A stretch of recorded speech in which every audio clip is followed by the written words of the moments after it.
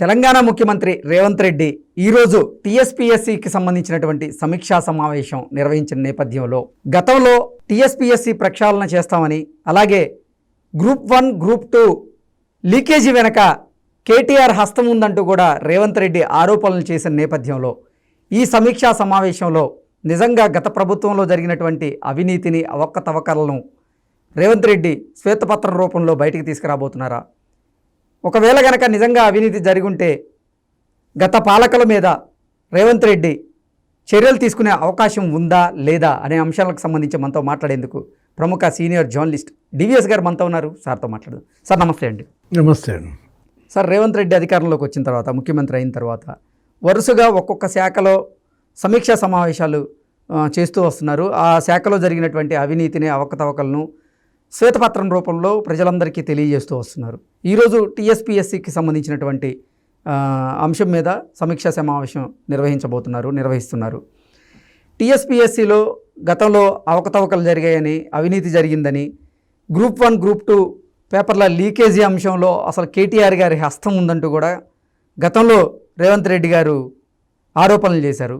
ఇప్పుడు ఆయనే సీఎం అయిన నేపథ్యంలో నిజంగా గ్రూప్ 1, గ్రూప్ 2 పేపర్ లీకేజ్ వెనక కేటీఆర్ హస్తం ఉంటే, లేదా టీఎస్పీఎస్సీ విషయంలో కానీ ఆ శాఖలో కానీ ఏదైనా అవకతవకలు, అవినీతి జరుగుంటే గత పాలకుల మీద రేవంత్ రెడ్డి గారి చర్యలు తీసుకునే అవకాశం ఉందా?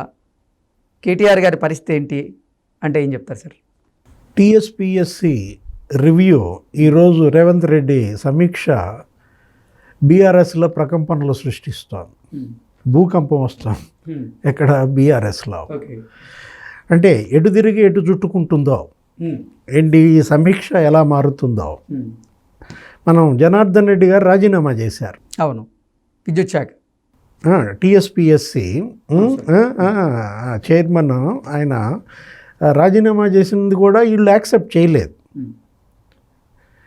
ఏది చూద్దాం, తర్వాత ఇంక చాలా విచారణలు ఉన్నాయి, మీరు ఎట్లా పడితే అట్లా రాజీనామా చేసేస్తే అది ఆమోదించొద్దని కూడా అన్నట్టుగా మనం చూసాం. నిన్న రాజ్భవన్కి వెళ్ళి గవర్నర్ని ముఖ్యమంత్రి గారు కలిశారు. ఏది న్యూ ఇయర్ గ్రీటింగ్స్ చెప్పటం, దీంట్లో కూడా అటు రాజ్భవన్లో గవర్నర్ గారితో దీంట్లో కూడా ఏదో ఈ ఆమోదం చేసేసేయండి, రాజీనామాలు, దీన్ని ప్రక్షాళన చేయాలి, కొత్త బోర్డు వేయాలి, మేము ఇచ్చిన హామీలు నెరవేర్చాలి, తర్వాత ఉద్యోగ నియామకాలు, నోటిఫికేషన్లు, ఈ ప్రక్రియను స్పీడప్ చేద్దాం అన్నట్లుగా చర్చించినట్టు తెలుస్తాం గవర్నర్తో కూడా. అదే కనుక జరిగినట్లయితే ఇప్పుడు ఈరోజు రివ్యూలో కూడా చర్చ సారాంశం ఏమై ఉంటుందంటే, గత ప్రభుత్వంలో జరిగిన అవకతవకలు, ఏది క్వశ్చన్ పేపర్లో లీకేజీ, ఆ స్కామ్ ఏదో జరిగిందని కొంతమంది పిల్లలు కూడా సూసైడ్ చేసుకుని చనిపోయారు. వీటన్నిటిపైన అప్పుడు బాగా సీరియస్ అయింది కూడా. ఏంటి, ఆ కేటీఆర్ పాత్ర ఎంత ఉంది దీంట్లో? ఒక కాంగ్రెస్ పార్టీయే కాదు, రేవంత్ రెడ్డే కాదు, బీజేపీ కూడా ఆరోపణలు చేసింది. బండి సంజయ్ దీని మీద చాలా గందరగోళం చేశాడు. ఇది క్వశ్చన్ పేపర్ల లీకేజీ, కేటీఆర్ పాత్ర పైన. తర్వాత ఆయన ఏదో కేసుల్లో పెట్టి జైల్లో వేశారు. ఆ లీకేజీ కూడా ఆయనకి అంటగట్టి, ఆయన పిఏ ఎవరో ఇక్కడ ఉన్నారని, బీజేపీ బినామీ ఎవరో టీఎస్పీఎస్లో ఉద్యోగిగా ఉన్నాడు, అతని ద్వారా వాట్సాప్లో క్వశ్చన్ పేపర్లు లీకేజ్ అయినాయి అని ఇట్లా బీజేపీకే అంటగట్టాలని చూశారు. కానీ ప్రజలు ఇవన్నీ కూడా గమనించారు. మొన్నటి ఎన్నికల్లో ప్రజా తీర్పు స్పష్టంగా కనపడింది. బీఆర్ఎస్ ఓటమికి ప్రధాన కారణాల్లో ఇది కూడా ఒకటి. ఏది, యువతలో అశాంతి. మనం బీఆర్ఎస్ ఓడిపోయింది అంటే కారణం ఏంటయా అంటే అపాయింట్మెంట్స్లో ఫెయిల్యూర్, నియామకాల్లో ఘోర వైఫల్యం. తెలంగాణ ఉద్యమం పుట్టిందే నియామకాల పైన. ఏది, నిరుద్యోగం సమస్యను పరిష్కరించమని కదా వీళ్ళు చెప్పింది. ఏంటి, నిధులు, నీళ్లు, నియామకాలు. తెలంగాణకు అన్యాయం జరిగింది ఈ మూడిట్లో. కాబట్టి రాష్ట్రాన్ని విభజించండి. ఉమ్మడి రాష్ట్రంలో మాకు నిధుల్లో అన్యాయం జరిగింది, నీళ్లలో అన్యాయం జరిగింది, నియామకాల్లో కూడా అన్యాయం జరిగింది. అంటే ఉద్యోగాలే ఇక్కడ ప్రాణవాయువు. నిరుద్యోగ సమస్య ఇక్కడ ఒక పెద్ద భూతం. ఇక్కడ తెలంగాణలో యువతలో అశాంతికి కారణం. తెలంగాణ ఉద్యమం పుట్టింది ఉస్మానియాలో, అది ఏ విధంగా చెలరేగిపోయారో మనం చూసాం. యువతే ఉద్యమాన్ని నడిపారు. ఉస్మానియా యూనివర్సిటీ యూత్ కనుక లేకపోతే తెలంగాణ ఉద్యమం ఈ స్థాయిలో వచ్చేది కాదు. అలాంటిది 10 ఏళ్లలో కేసీఆర్ పరిపాలనలో మరి ఏం చేశారు? ఇది వాళ్ళ ప్రశ్న. ఉస్మానియాలో ఎక్కడైతే వీళ్ళను ఊరేగిచ్చారో ఇవాళ అదే ఉస్మానియా యూనివర్సిటీ విద్యార్థులు మొన్న ఎలక్షన్లో గడప గడపకి తిరిగి ప్రచారం చేశారు. కారుకి వెయ్యొద్దు, కాంగ్రెస్ పార్టీని గెలిపించండి అని చెప్పి. అందుకే ఇంత హ్యూజ్ విక్టరీ. దీనికి కాంగ్రెస్ పార్టీకి మరి ఇన్ని స్థానాల్లో గెలుపొందిందంటే ప్రధాన కారణం యువత. కాబట్టే రేవంత్ రెడ్డి యువతని అడ్రస్ చేయటం అనేది ఈ సమీక్ష ఈరోజు జరిపింది కూడా దాని మీదే. ఏంటి, అర్జెంటుగా నియామకాలను స్పీడప్ చేయాలి, నోటిఫికేషన్లు ఇవ్వడం, ఆ తర్వాత మరి వాళ్ళకి కావాల్సినటువంటి సమయం ఇవ్వటం, ఎంత తొందరగా ఖాళీలు భర్తీ చేస్తే వీళ్ళ హామీ అంత తొందరగా నెరవేరుతుంది. ఒకవైపేమో పార్లమెంట్ ఎన్నికలు వస్తున్నాయి. సార్, టీఎస్పీఎస్సీని ప్రక్షాళన చేసే దిశగా రేవంత్ రెడ్డి ఇప్పుడు అడుగులు వేయబోతున్నారా అంటే ఏం చెప్తారు సార్? ఇప్పుడు కొత్త కమిటీ ఏర్పాటు చేస్తారు, దానికి పూర్తిగా నిజాయితీతో ఉన్నటువంటి వ్యక్తిని నియమిస్తారు.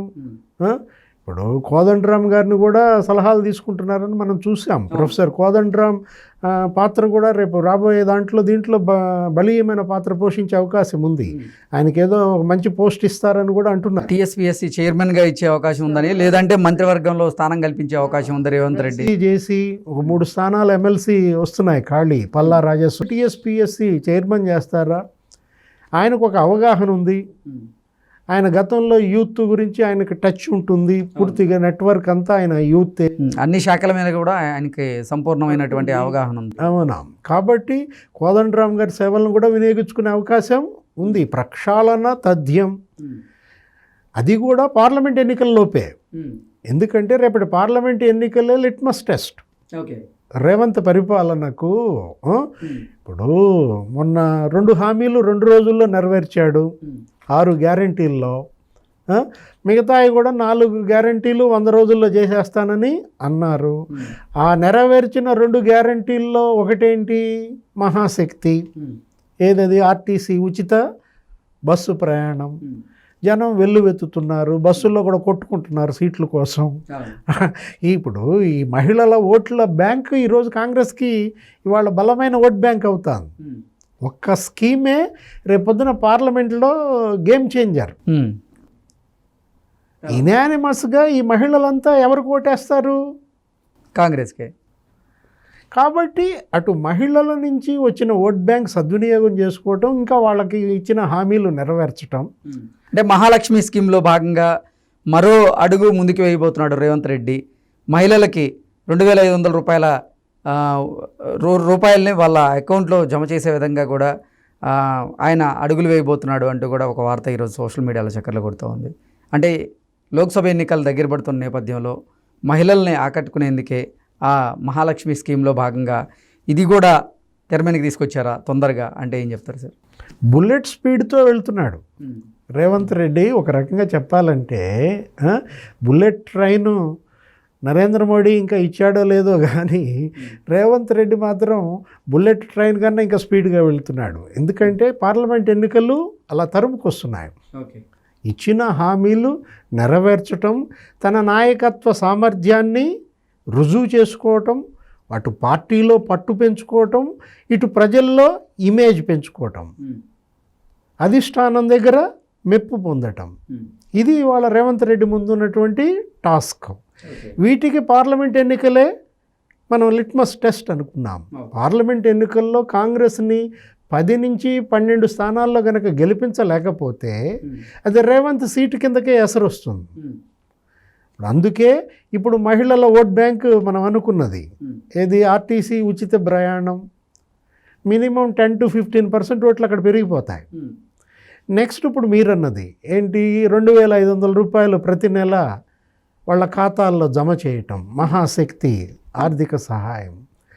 ఇప్పుడు ఉన్నటువంటి పరిస్థితుల్లో ముందు ఆర్థిక పరిస్థితిని చక్కదిద్దుకోవాలి. అప్పులు పెరిగిపోయాయి. దగ్గర దగ్గర 6 లక్షల కోట్ల అప్పు అంటున్నారు తెలంగాణ. రాష్ట్ర విభజన జరిగినప్పుడు 70,000 కోట్ల అప్పు, ఇప్పుడు 6,70,000 కోట్లు. ఈ తెచ్చిన 6 లక్షల కోట్ల అప్పులు ఏమయ్యాయి? కేసీఆర్ అంటున్న ఆ 10 ఏళ్ల పరిపాలనలో అసెట్స్ క్రియేషన్ ఎంత, వెల్ఫేర్ స్కీమ్స్కి పంపిణీ ఎంత, శ్వేతపత్రం ఇచ్చారు కదా. కాకపోతే వాళ్ళు శ్వేతపత్రం ఇచ్చారు. శ్వేతపత్రం వర్సెస్ శ్వేతపత్రం కూడా మనం అనుకున్నాం. మేము చెమట ఉడిచి మేము తెలంగాణని అభివృద్ధి చేసాం, మేము చేసిన అభివృద్ధి ఇదేనని వాళ్ళు శ్వేతపత్రాన్ని రిలీజ్ చేస్తున్నారు. అసలు ఒక్కొక్క శాఖలో జరిగినటువంటి అవినీతి ఏంటి, అవకతవకలు ఏంటి, అసలు వాస్తవం ఏంటి అనేది వీళ్ళు శ్వేతపత్రం రిలీజ్ చేశారు. కాంగ్రెస్ శ్వేతపత్రంలో శ్వేతం 64 సీట్లు తెచ్చింది. బీఆర్ఎస్ శ్వేతపత్రంలో స్వేదం వాళ్ళని 39 సీట్లకి పతనం చేసింది. అంటే వీళ్ళ స్వేదం కన్నా వాళ్ళ శ్వేతం హెచ్చనే వాళ్ళని గెలిపించారు కదా. ఇప్పుడు ఈ పరిస్థితుల్లో మహాశక్తి గనక 2,500 రూపాయలు మహిళల ఖాతాల్లో పడితే ఇంకా బీఆర్ఎస్ డిపాజిట్లు కూడా గల్లంతే. ఎందుకంటే ఇప్పుడు ఆల్రెడీ దరఖాస్తులు మీరు చూశారు, ఒక్క రోజులో 7,40,000 దరఖాస్తులంట. గొడవ అవుతుంది. ఏది ఆ దరఖాస్తులు అసలు దొరకట్లేదు. ఇప్పుడు 2 రోజుల్లో 8.5 లక్షల దరఖాస్తులు అయిపోయాయి. సీఎం కూడా కోప్పడ్డట్టున్నాడు. ఎందుకని? అవైలబిలిటీ పెంచండి, దరఖాస్తులు అందరికీ 6 గ్యారంటీల కోసం దరఖాస్తు చేసుకోవాలి. 6 గ్యారంటీల దరఖాస్తుల కోసం ఇక ప్రజలు వేలం వెర్రిగా ఎగబడుతున్నారు. ఈ పరిస్థితుల్లో ముందు ప్రజలందరికీ కూడా, అర్హులైన వాళ్ళందరికీ కూడా దరఖాస్తులు అందుబాటులో ఉంచాల్సిందే అని చెప్పి సీఎం కూడా ఆదేశించినట్టు మనం చూసాం. ఇప్పుడు పాత లబ్ధిదారులందరూ మళ్ళా దరఖాస్తు చేసుకోవాల్సిన అవసరం లేదు. కొత్తగా ఏది మీకు లేనప్పుడు మీరు దరఖాస్తు చేసుకోవాలంటేనే ఇంత రద్దీ పెరిగిందే. ఇప్పుడు దరఖాస్తులకే ఇంత ఎగబడితే మరి ఇవన్నీ కూడా రేపు ఓట్లుగా మారతాయి.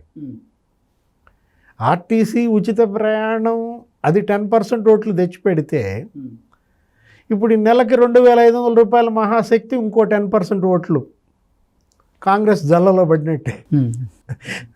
అంటే మహిళలే రేవంత్ రెడ్డికి వాళ్ళ ఇక పట్టం కడతారు ఈ పరిస్థితుల్లో. ఇప్పుడు అటువైపు ఏమో మహిళలు, మరోవైపు యువతను కూడా బ్యాలెన్స్ చేసుకుంటున్నాడు ఈ అపాయింట్మెంట్స్ ద్వారా. ఏది ఇప్పుడు ఆ టీఎస్పీఎస్సి ప్రక్షాళన, వెంటనే నోటిఫికేషన్స్, కొత్త విద్యామంత్రి ఆధ్వర్యంలోనో కొత్త టీఎస్పీఎస్సి చైర్మన్ ఆధ్వర్యంలోనో పర్ఫెక్ట్గా నోటిఫికేషన్స్ ఇచ్చి ఖాళీలన్నీ భర్తీ చేసి క్వశ్చన్ పేపర్లన్నీ కూడా మళ్ళా లీకేజీ కాకుండా కట్టుదిట్టం చేసి అతను గనక రిక్రూట్మెంట్స్ని గనక పెంచినట్లయితే, ఏది ఉపాధి కల్పన గనక పెరిగినట్లయితే ఇవాళ తెలంగాణలో 26 లక్షల నిరుద్యోగులు ఎంప్లాయ్మెంట్ ఎక్స్చేంజ్లో నమోదు చేసుకుని ఉన్నారు. ఏది ఒట్టి అప్లై చేసుకున్న వాళ్ళ సంఖ్య, ఎన్రోల్ చేసుకున్న వాళ్ళ సంఖ్య, మరి ఏ స్థాయిలో నిరుద్యోగం ఇక్కడ తీవ్రంగా ఉందో అర్థం చేసుకోండి.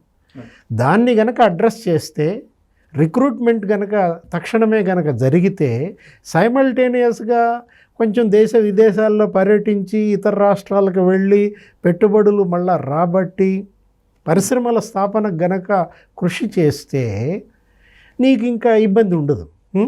ఏంటి? ఉపాధి కల్పన అటు యువత ఓట్లను తెచ్చిపెడుతుంది, మహాశక్తి ఇటు మహిళల ఓట్లని కురిపిస్తుంది, సైమల్టేనియస్గా బీఆర్ఎస్ ఇబ్బందుల్లో పడుతుంది.